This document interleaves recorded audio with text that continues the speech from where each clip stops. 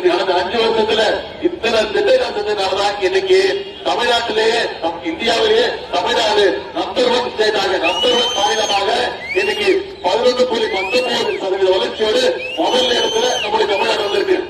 இத்தனை திட்டங்கள் செஞ்சிருக்கிறோம்.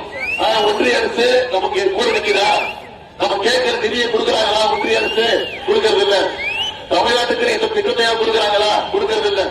ஆனா இதையெல்லாம் மீறிதான் நம்முடைய முதலமைச்சர் அவர்கள் மக்களுக்கு என்னென்ன தேவைங்கிறத பார்த்து நம்முடைய முதலமைச்சர் அவர்கள் செஞ்சுட்டு இருக்காங்க. இது தொடரணும். மீண்டும் அதிமுக அடிமையாக்கி தமிழ்நாட்டுக்கு விட்டக்கூடாது. இன்னைக்கு அதிமுக மோடியும் அமைச்சரையும் கூட்டிட்டு வராங்க.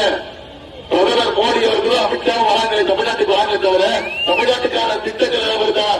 தமிழ்நாட்டுக்கான நிதி வருதா? எதுவும் வரதில்லை. தமிழ்நாட்டுக்கு எதுவும் செய்யாத பாஜக தமிழ்நாட்டிலிருந்து அப்புறப்படுத்தணும். அதிமுகவுக்கு போடுற ஓட்டு பாஜகவுக்கு போடுற ஓட்டு. இந்த தேர்தல் நீங்க ஞாபகம், இது தமிழ்நாட்டுக்கும் டெல்லிக்குமான தேர்தல்.